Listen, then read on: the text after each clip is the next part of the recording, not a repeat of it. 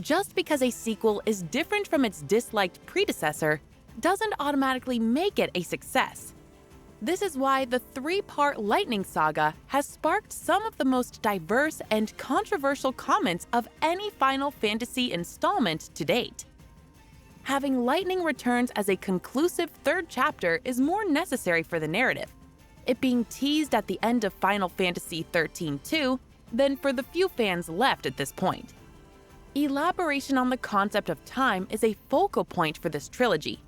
It has to be if you're following the same character 500 years in the future.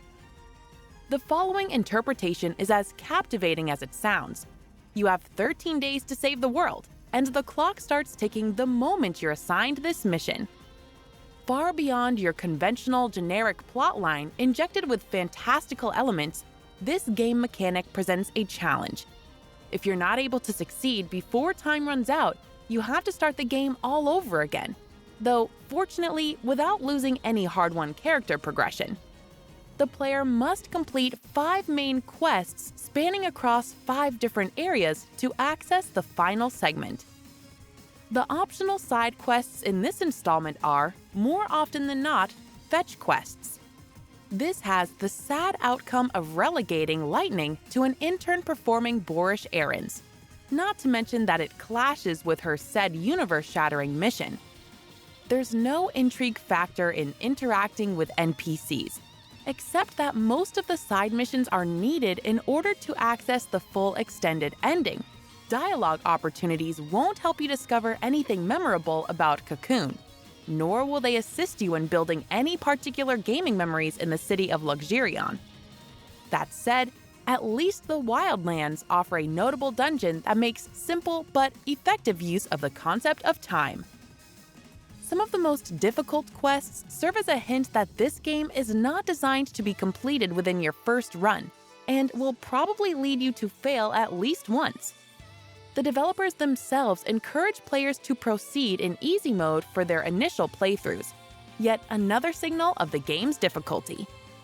By resolving the different problems thrown at her, Lightning not only gets the souls required to save the world, but also receives necessary stat boosts. In this game, experience is not earned by fighting. In fact, there is no experience, at least not in the way it's most commonly expressed, as a bar or a unique number. The game's underlying premise marks a full departure from the more canonic JRPGs you'll find on game store shelves.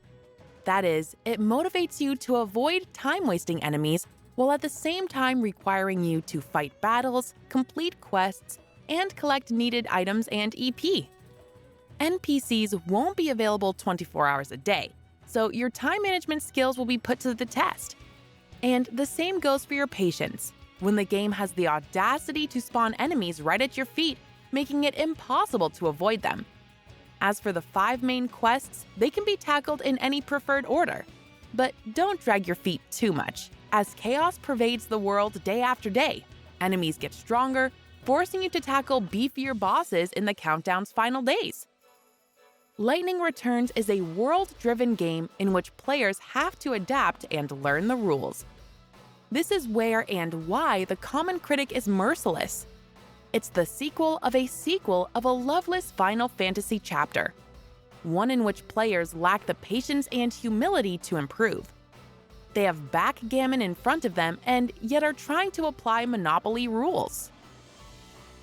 This time, you have Lightning and only Lightning. There's no party involved, it's just you versus the clock.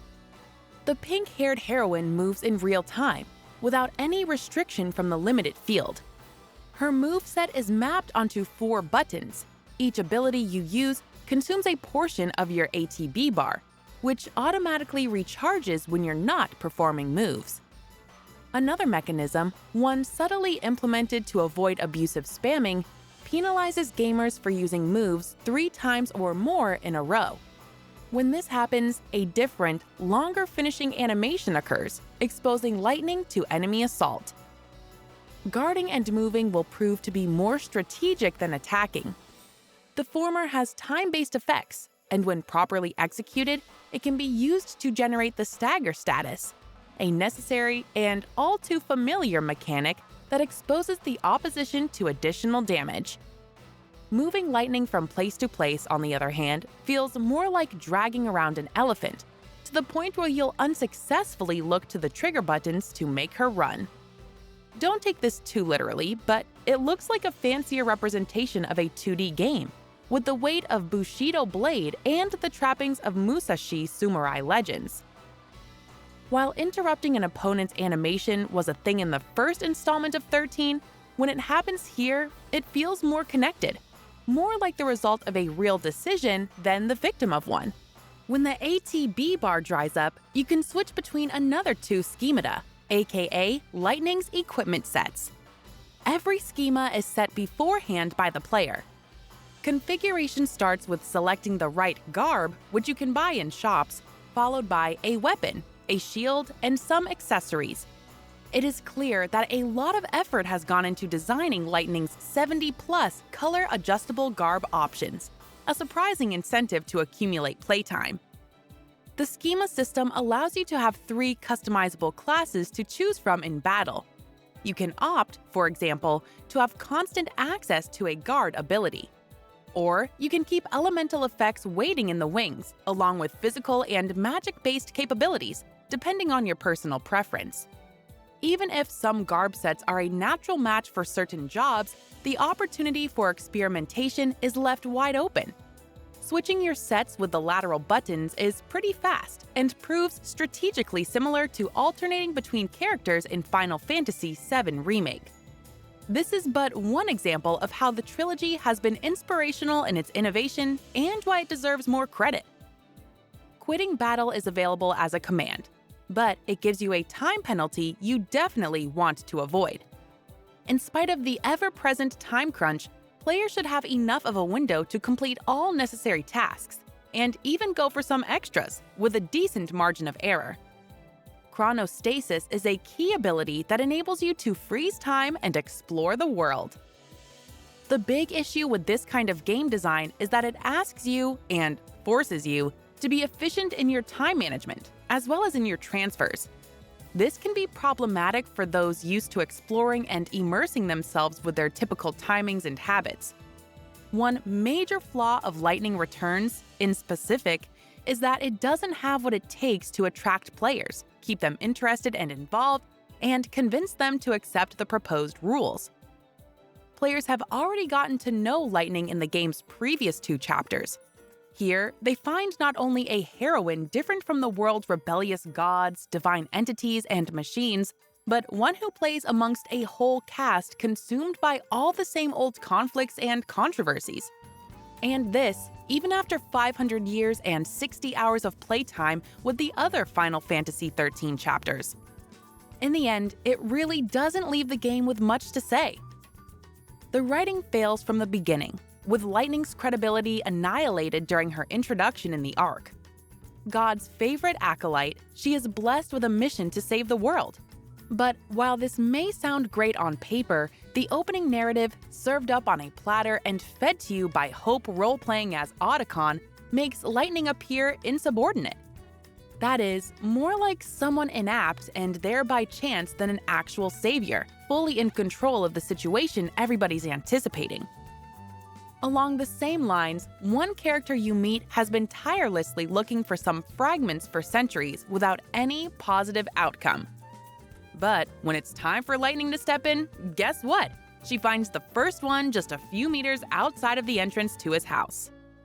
Surprisingly, the newest edition, Lumina, captures the imagination with her charisma and proves herself one of the best characters of the trilogy.